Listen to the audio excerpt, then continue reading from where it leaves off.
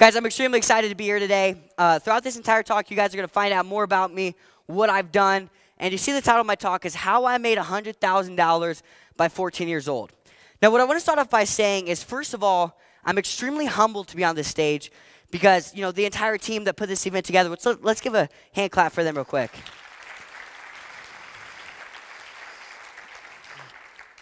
The entire team that put this together, they've been telling us how amazing you guys are, how much you guys are killers, getting it done, making the cash, impacting people. That's absolutely amazing. And I'm humbled to be 14 years old and being able to stand up on this sacred stage and be talking to you guys today. But also at the same time, I feel really excited because I know that I really do deserve this. And I know you may be sitting there like, this kid's 14, what can he tell me? I have 30 years of experience and, you know, insurance and all this stuff, whatever that may be. But I just hope you guys keep an open mind and really listen to what I'm going to talk about today because I want to tell you guys how I made $100,000 by 14 years old. And I know it seems like crazy, like this 14-year-old made $100,000, but yes, it's true. I made $100,000 by 14 years old. So let me share with you guys the 5 ways that I did this. Number 1, the first thing that I did, the clicker's now, oh, there we go. The first thing that I did to make $100,000 by 14 years old is I became anti-gun. Can you guys say anti-gun? Everybody's saying anti-gun. Like, they don't know if they should be saying that, you know? And I know it's like, how did he make $100,000 by becoming anti-gun? So the reason I'm anti-gun is because of this. I live by this quote. The gun that kills the most people is the gunna. So you see, I'm not saying that I'm anti-gun, I'm against guns in America, this or that. I'm saying I'm against people who say that they're gonna do something. You see, my dad's taught me ever since I was extremely young to write out my goals. One of the goals that I wrote out, ever since I'm 14 years old now, whenever I was 12 years old, I wrote out a goal to write a book. Because I read a lot of books, I just thought it would be so cool. Like, I will have arrived if I write a book. So I wrote out this goal, and I wrote it out like every single day for a year. I will write a book. I'm going to write a book whenever I'm 20 years old. That's what I said. I'm going to write a book whenever I'm 20 years old. That was the thing that I was going to do. And one day as I was writing down, I'm going to write a book whenever I'm 20 years old, it came to me. Why do I have to wait until I'm 20 years old? Like, why do I have to wait? What's stopping me from doing it now? So I went up to my dad. I said, Dad, you know, can I write a book? How do I write a book? He said, just do it. So I went into my room. I closed the door, and I got, like, in an insane focus mode. And I literally pulled out the notes on my phone and started typing away. And next thing you know, about a month or 2 later, I published my first book called Keys to Success for Kids. Now, you see, I kept saying that I was going to write this book. I kept saying that I'm going to, you know, do this, and I'm going to publish it whenever I'm 20 years old. And I decided, you know what? Let me do it now. So here's what happened after I did that. It started to go viral. People started to find out about me. Forbes wanted to write an article about me, so I got featured in Forbes. I also had a video that hit 3 million views, and I started pushing out a bunch of content and went huge on social media. I got featured in Huffington Post as well. I went on national television, and over 8 million people seen that interview that I did. I was also voted in the top 20 most motivational influencers on the planet. And this is all because I wrote my book, not to mention Inc. also said that I'm going to be a millionaire within 2 years. Now, guys, I know we all have that goal to be a millionaire. There's probably some millionaires in this room, but I think that's pretty cool that Inc. said that. So my goal is actually to be a millionaire this year, so they were kind of wrong, but... And guys, that's the thing. You see, I was also voted in the top 30 entrepreneurs under 30 creating life on their own terms. And all of this happened because I wrote that book, because I stopped saying I'm going to, and I took action. And that's me speaking with Darren Hardy and Danelle Delgado and all these amazing people I've spoken since then with Grant Cardone, Darren Hardy, Gary Vaynerchuk, Ken Shamrock, and he mentioned everybody I've spoken with just a little bit before this. But guys, that all happened because I wrote this book, because I kept saying I'm gonna. I kept saying I'm gonna write a book. I kept saying I'm gonna do this. I'm gonna do that. And I stopped saying I'm going to, and I actually did it. And you see, you have to understand, the greatest book ever written wasn't written. The greatest song ever sung wasn't sung.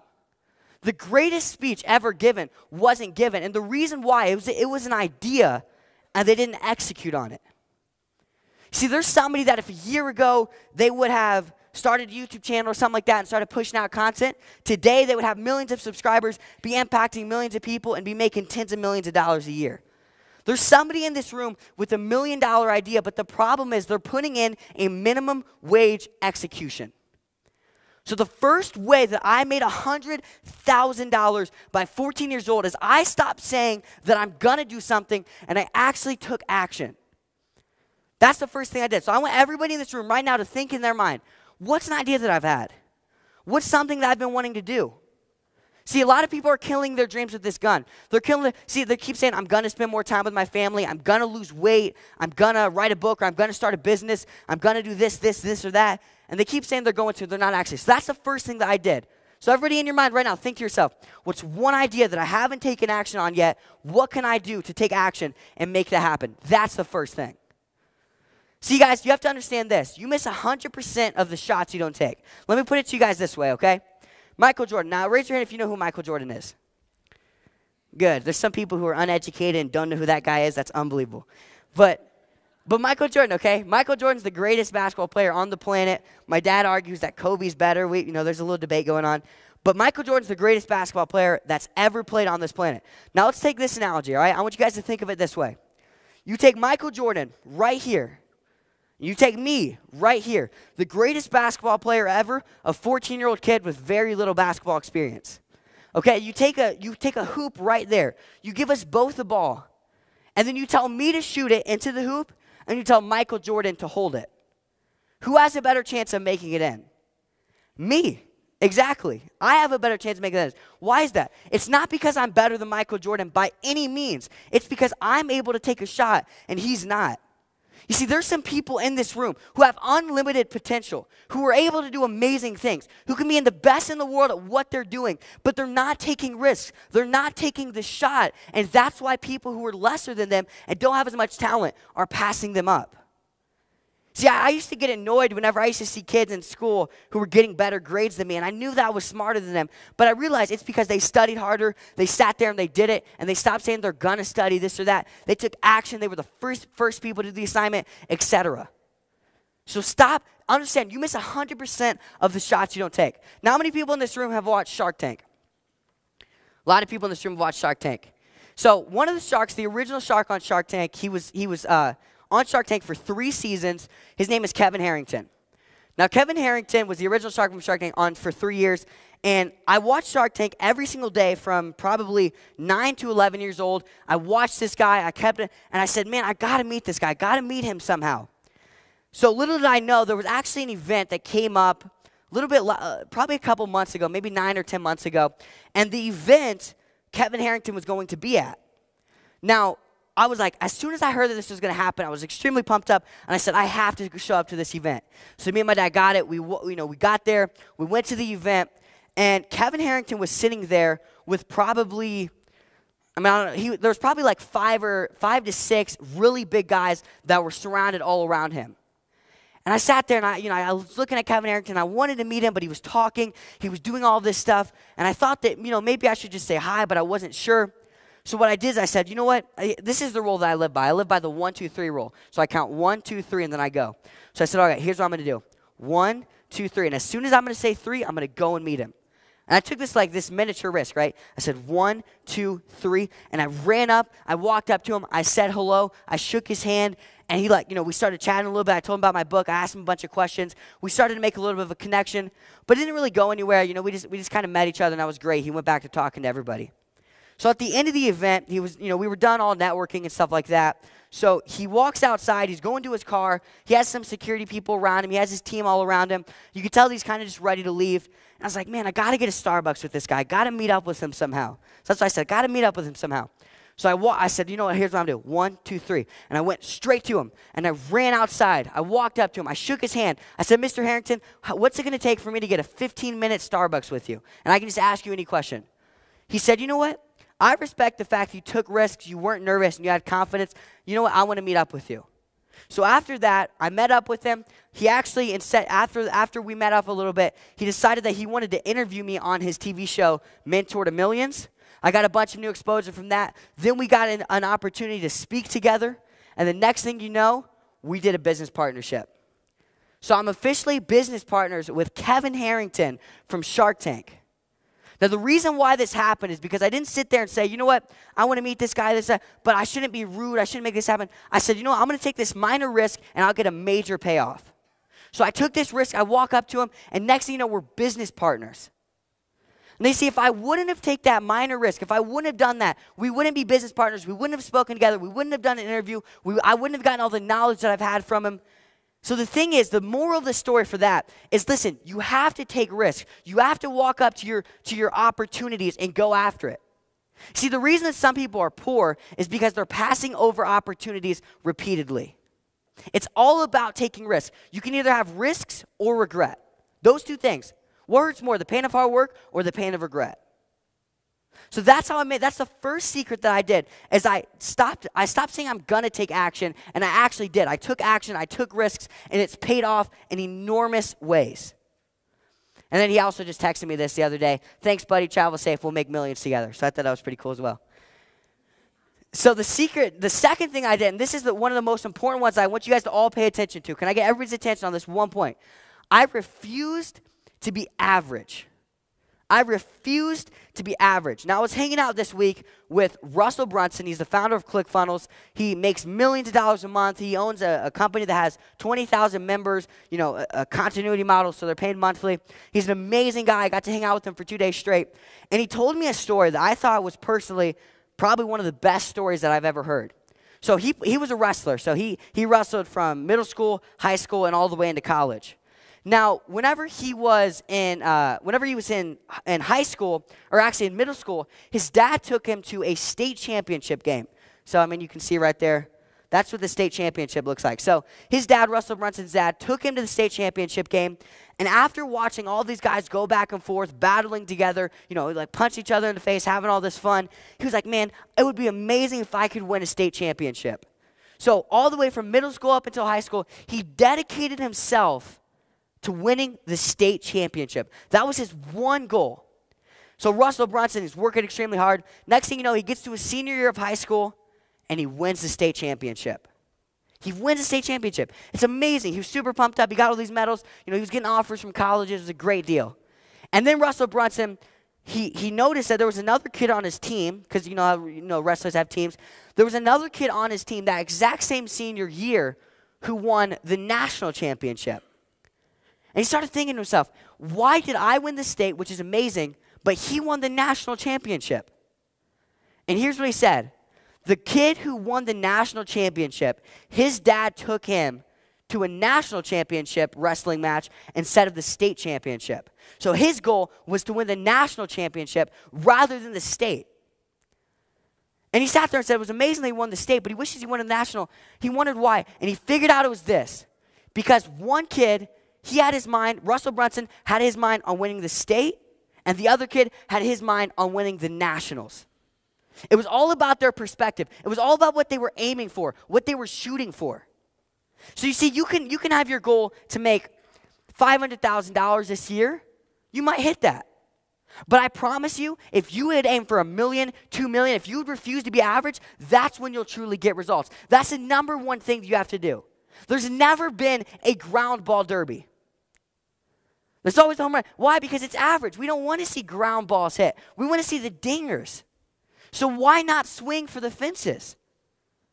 Oprah didn't get to where Oprah is because she was average.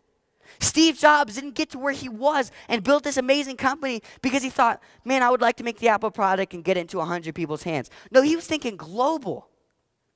Stop being okay with just being okay. Stop being okay with having a flat stomach. Go for a six-pack. You guys can currently see my six-pack. You see that? Stop being okay with just making $100,000. Go for $1 million. Stop being okay with $1 million. Go for $10 million. Always be upping yourself. It's like Grant Cardone says from the 10X rule. You got to 10X what you're doing. If you want something, what's 10 times that? That should be your goal. I started off last year. My goal was to make, I think I wanted to make $100,000 by 16 years old.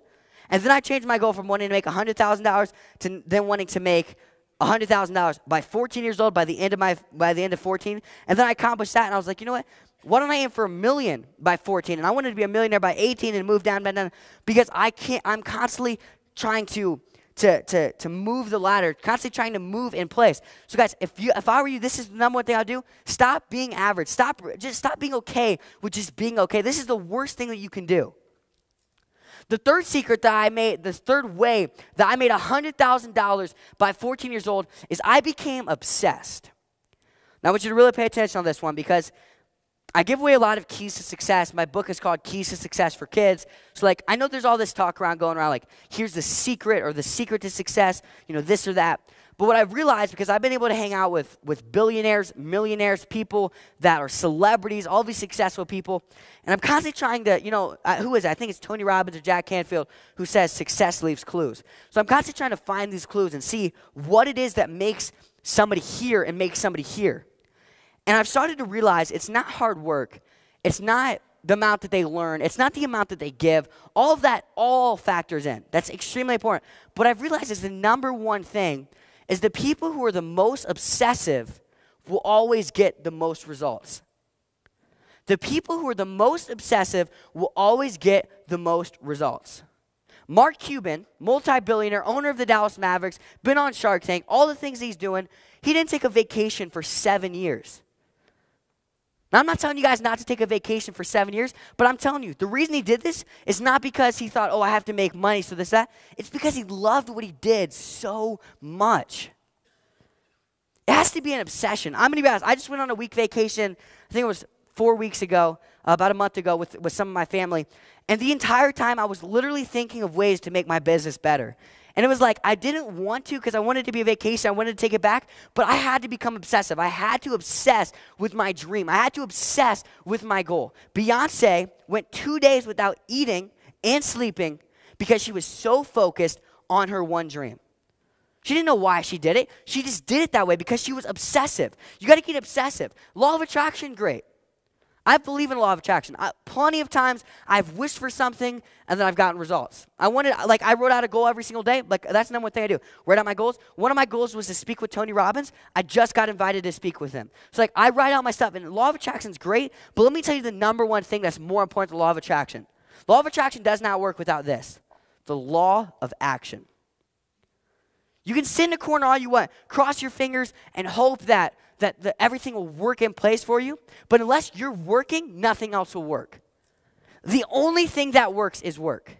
Steve Wozniak and Steve Jobs, founder of Apple, they once went almost, I think it was 4 to 5 days without sleep. They got a sleep disease after this, but it's because they were so busy creating the Mac that they forgot to. Now, I'm telling you all these stories. I'm not telling you to go 4 days without sleep. I'm not telling you to never eat. I'm not telling you to only be thinking about work all the time. But I'm telling you this. You're never going to see results without being obsessive. You're never, that's the number one trait that I've had is I'm obsessive. 4 years ago, if you would have seen me do magic, you guys would have been blown away. For real. I was a good magician. I could make stuff disappear. I could, do the blanket trick and make somebody fly. It was crazy, all the things I could do. But that was because I was so extremely obsessive with that one thing. That was all I focused on was magic. It was the same thing with baseball. Baseball, that was my entire goal. I wanted to be the shortstop for the New York Yankees. That was my vision. That was my dream. But I went from being the worst, the shortest, and the worst in the entire league to becoming the Florida All-Star within 1 year because all I did for an entire year was focus on my goal. Shortstop for New York Yankees. I had visions. I had vision board on my wall. My entire wall was painted in Yankee colors. That was the only thing. So here's going back to what I'm saying. Just become obsessed. If you're not obsessive with your dream, if you don't really love it, then get a new one. It's 2016. There's a kid on YouTube who loves Disney toys, so he started a YouTube channel. He's showing Disney toys, and this kid is 9 years old, making millions of dollars a year from sponsorships by Disney. Disney. Who would think that a 9-year-old can make money doing what they like? Well, they can. My business partner, her name is Emily Shea. She's 11 years old. She wrote a book called The 5 Steps to a Perfect Sleepover, went and sold it to car dealerships, made over $20,000. At 11 years old, we're talking about sleepovers. How can you make money off that? That's what I'm saying. If you're not obsessive, with your dream, change it. Get a new one. But you have to find something that's the only thing you want to do. No one has to push me because my passion pulls me. No one has to push me because my passion pulls me. No one has to push me because my passion pulls me. That's the thing that you got to get to, is the place where your passion is waking you up out of bed. I'll wake up some days at 3 a.m. because I'm can I get back to work? Can I get back to doing what I love? That's what it's about. That's the place you have to get to. So here are the things I became obsessed with. Personal growth, mastering sales, gratitude, health and fitness, character and integrity. And I want to touch on gratitude real quick for a second. I'm going to go through some of these. I want to touch on gratitude for a second because a lot of people, they're unhappy, negative people. Like, that's just what they are. Like, they get cut over in traffic, and the one thing they post in the entire day is, I just got cut off, but they also didn't post whenever somebody gave them something or this or that. Let me talk about this for a second. The math behind being a human being is unbelievable. Like, okay, let's just walk through it, okay? Say that your parents, say your parents met at a grocery store. Say that your dad decided, I need gas, so I'm going to go this way, and your mom still went to the grocery store, and they never met. You're not alive. Wouldn't happen. All right, now let's say that they did meet, but they didn't find attraction. Just normal, they didn't find attraction. Done. You're still not alive. Now let's say that they met, they found attraction, and they started dating a little bit, but broke up, never had you. Done. Now let's say that they liked each other, found attraction, never broke up, got married, did all the whatever they want, and then had sex a minute later than when they did. You would be a completely different human being if they would have done a minute later. Like, think about that. Now let's say they meet each other, do all this stuff. Now let's say that you're born, and then at 6 years old, you lose your leg.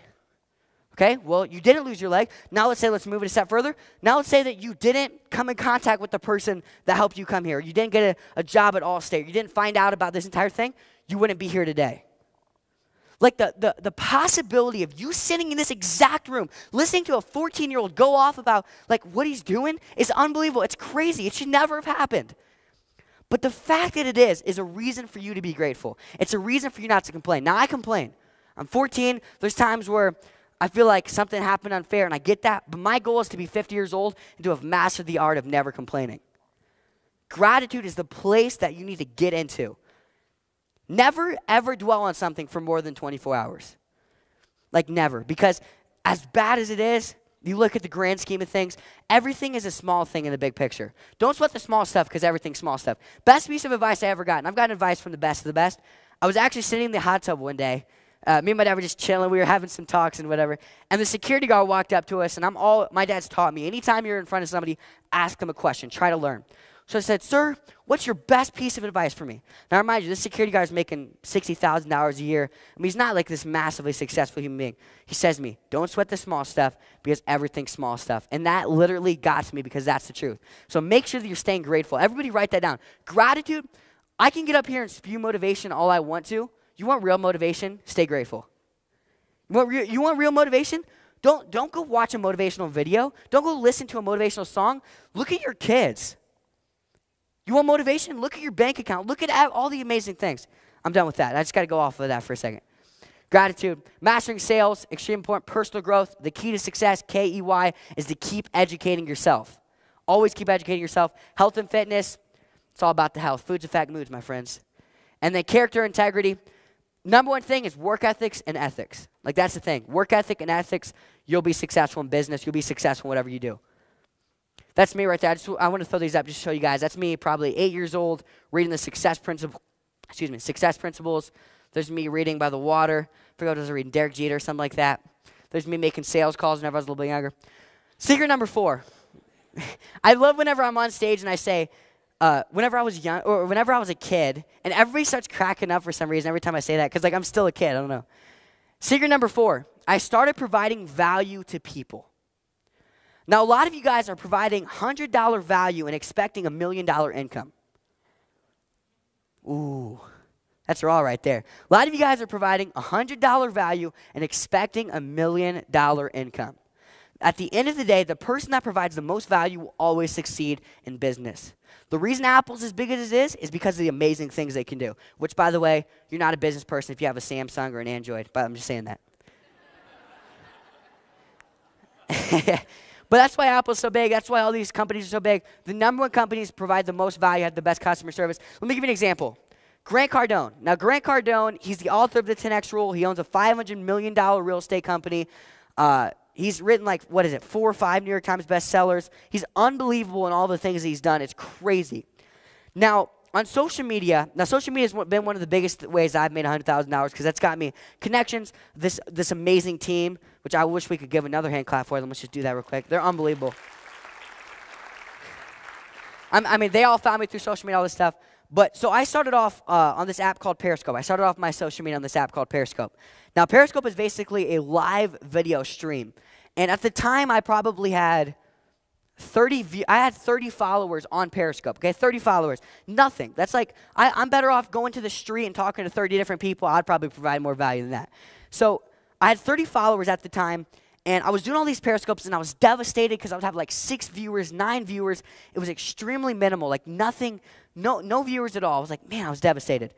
And then one day, this Periscope had literally probably 5 viewers on it. 5 human beings watched my Periscope. And one of the viewers was actually Grant Cardone's sister, okay? Now, she found me through Periscope somehow, and it was one of my best Periscopes because I was absolutely on fire. I was giving motivation as if I had a million people watching it. Like, it was like I was all in, providing as much value as possible. And his sister watched that Periscope, reached out to me and said, hey, I know that you only have a certain amount of viewers, but you just provided more value than any Periscope I've ever seen. She said, I'm actually Grant Cardone's sister. And you got to understand how big this was for me. Because, like, Grant was one of the only people that I watched whenever I was younger. Like, he was the guy. And she reached out to Grant. She texted him and got us in contact. Long story short, he started promoting me. Today I have 110,000 followers on Facebook. All this amazing stuff's happened. But he just kind of blew me up and did all this amazing stuff for me. And I didn't interview. You can see in this picture. I didn't interview on his. He interviewed me on his network. See that? No negativity allowed. Kind of what I was just going off about. But that's the truth. I mean, like, that's what happened. And the reason why is I didn't care how many viewers was on my thing. Yes, it devastated me a little bit. Yes, I was like, man, that stinks. But all I focused on was providing value. That was the only thing. The only driving focus of me was like, how can I provide more value than all the other Periscopes? How can I do more than this person or that person? That's what happened. And from that, I got that amazing connection. But I provided value to get that. So I'm not just saying providing value on social media, which although that's extremely important, I'm saying whatever you can do to provide value. In your business, if you can be the #1 person, you will always win. You can be the cheapest price and still be the most expensive. Now, what I mean by that is you can have your competitor can have $1,000. It can be $1,000 for their price. You can be $10,000, but if you provide way more value than the person that's doing $1,000, yours is actually less because you're giving them more value. Value is key. I'll tell you another story about this. You see in that picture, I was just talking about Russell Brunson. Now, Russell Brunson is unbelievable. Now, Russell Brunson founded me through Facebook because I do all these videos. They've blown up in this amazing stuff. And I did this one video. All I was focused on is providing value. I literally put out, there's probably a couple hundred Facebook videos on my Facebook. And he caught one of them, so he reached out to me. It's actually a cool story how he did it. It shows how successful people think. But he found out about me through Facebook. He looked through and he found some of my friends, and he tried to find one person he knew he could get contact with me through. That he could like reach out to them because he wanted to be my friend after watching this video for some reason. So he said, okay, I'm going to reach out to this guy. And he literally paid this guy $5,000 just so he could get a connection with me. Like, it was unbelievable how it happened. But it shows like how they make connections. But the reason why he found me, and I was just on a reality TV show with him yesterday, the reason why he found me is because I provided value. Like, that was my driving focus. So you can do all this amazing stuff. You can work hard. You can practice the law of attraction. You can do whatever, all these keys to success. But if you're not providing value, if your product sucks, you're never going to have success. You won't. You won't. So that's him by the Corvette. I try to convince him to give that to me when I'm 16 or something. But it's pretty cool. Secret number 5. Now, I've said everyone pay attention because I hope you pay attention to all of them. They're really big. Number one thing, secret number 5. So I've had a bunch of viral videos where I've said work my face off. You got to work your face off. Like, one video has 4 million views, and at the end I was like, work your face off. So that quote that I've said, work your face off, has gone extremely viral. But what people don't understand is even more important for me than working my face off was I gave my face off. I gave. That was the number thing. So people see me from afar, and they're probably like, this kid maybe had a silver spoon or all this, which, by the way, you guys don't even know my story. It's pretty, listen, you'll see it maybe on some interviews later on. But you guys can hire me back next year, and we'll work that out. But I gave my face off. This is what I did, okay? So you guys see me from afar. You've seen what I've done. You see I work because I probably put in more hours than the average adult does. I put in 12 to 13-hour days, and the rest I'm thinking about working. Like, that's what I do. But the number one thing that I've done is give. And I've been on over 53 mission trips in my entire life because my dad owned this movement called Mission 25, which, by the way, say what's up, Dad. So you see that guy? That's the greatest human being on the planet. Let's clap it up for him.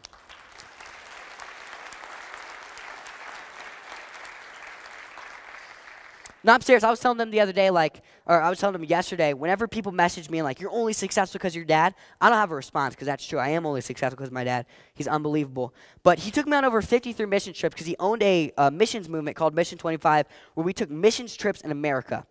And I've been on over 53 mission trips, and it showed me the amount of brokenness out there. I don't think we realize we're okay, the third world countries, all this is going on. It's unbelievable. But the stuff that's going on in our own country is crazy. I've seen veterans. I've seen kids that their parents died and they're sleeping in the shelter with no pillow, head on concrete, basically sleeping on the floor. It's unbelievable what I've seen. But the number one thing that's worked for me is giving. Now, a lot of people, whenever nothing's going good, a lot of people try to work their way through it. They try to grow their way through it. They try to do all that stuff. That stuff's great, but I'll tell you this. When nothing is going good, do something good for somebody else. When nothing is going good, do something good for somebody else. So let me tell you guys this story. There was this week that was going on for me where everything was going wrong. Everything was going south. Everything was awful. I was feeling down. It was just the worst. Dare I say, I was feeling a little bit depressed, for real. And I was like, what is wrong? I'm not getting speaking opportunities, not getting interviews.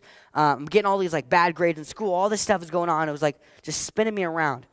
And I remembered what my dad told me, which is when nothing's going good, do something good for somebody else. So I sat down and I made 50 phone calls in a row, not one sale out of all of them. I think I made one or two. So what I did is I was like, I'm done. I'm not going to make another call. I'm not going to do this. I'm just going to go give as much as I can. That was the number one thing last time I did. I'm just going to go give. So what I did is I went out and I knew that there's this local restaurant, this local store that was nearby our house.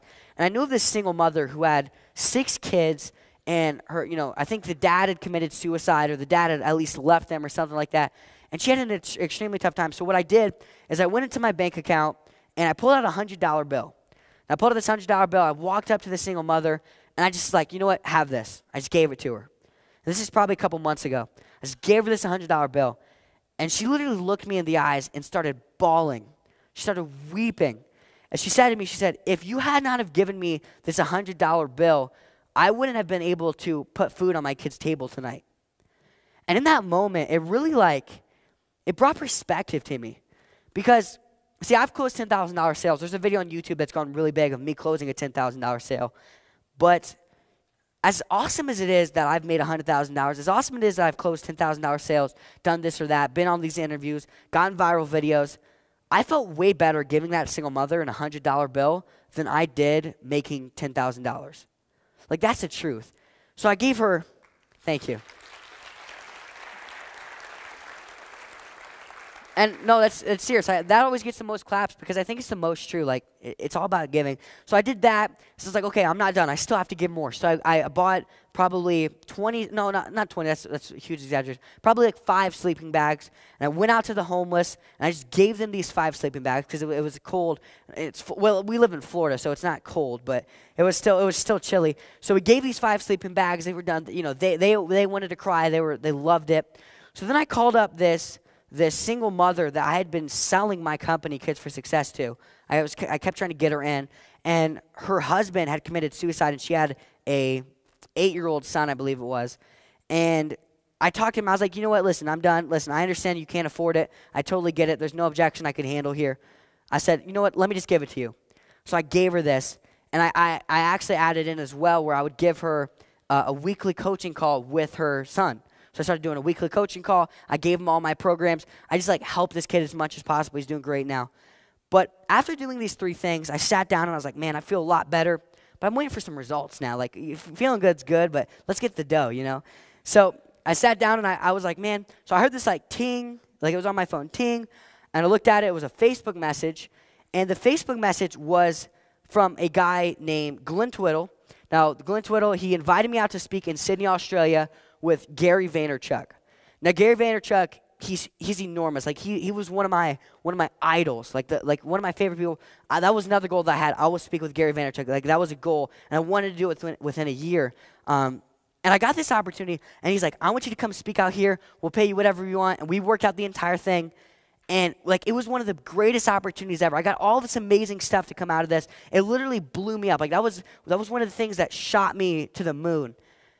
And in that moment, it made me realize that when nothing's going good, you can't hustle your way out of it. You can. Please hustle. That's my message. But that's not the only thing that you can do. You can't learn your way out of it. You can't have your dad give you some money to help you out. Yes, that stuff will help. But the number one thing is give something back to somebody else. Like, make that your focus. And here's a picture. That's me. That was one of my first major keynotes with me and Gary Vaynerchuk. That's me and him. He gave me a Snapchat shout out, which was cool. But that's what it's about, guys. It's about giving. And here's some pictures just to prove to you that I have given. That's me with a I think it was 70-year-old woman who was homeless.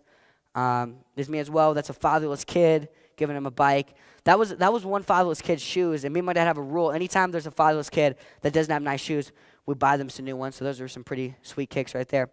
But that's the message. That's the final message of the day is like, I've made $100,000. I made more than $100,000. I'll be a millionaire this year. It's going to happen. But it's all about giving back. And I want you guys to follow those 5 things because amazing things will happen. I'm going to be speaking with Tony Robbins in February. Now, it doesn't get bigger than Tony Robbins, but I truly believe because there's a lot of other kids out there that are trying to do Facebook videos, that are making sales calls, that are hustling to own their own business. But I think the number one thing for me has been giving. And that's my message. That's the most motivational thing I can say. It's not going to have you guys like, let's go. But it's one thing that if you would actually do it, it'll change your life. So that's my message there. Follow those 5 things, guys. Those are the secrets to how I made $100,000 by 14 years old. And if guys, and I want to say this real quick before we go. I give a lot of information today, a lot of simple things that really can help you guys. But I want you to understand this. This is the formula for success. Information plus application equals transformation. A lot of people, they're constantly trying to get information, but they're not having success because they're lacking the action it takes necessary to have it. Now, if you guys come to this conference, I know it was unbelievable. I've already heard some of the speakers, and just sitting there, their advice that they gave me, I collected advice from everybody I could on this team. They're unbelievable advice. But I'll tell you guys this. If you don't apply the advice that they gave you, it's just going to be like you spent 2 days in Denver, or you just flew out here just to sit in a room and look at the wall. Like, that's basically what it is. You're not going to have success without the application. Information plus application equals transformation. So sit down and say, what are some actual practical things that I can do from this conference? Because I've gone to plenty, I've studied plenty of books, I've done plenty of stuff, and I've not applied it, and it leads to destruction. Information without application leads to devastation. I guess we can say it that way.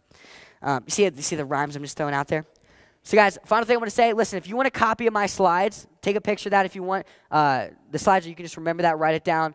Just email me, calebmax@gmail.com. I'll send over all of the slides that we just had, just in case you guys want to have them or remember them. But guys, listen, I really appreciate your guys' time. I wish that we could take some Q&A, but I know that the time just ran out. So you guys are the best. I really appreciate it. And God bless. Keep it up.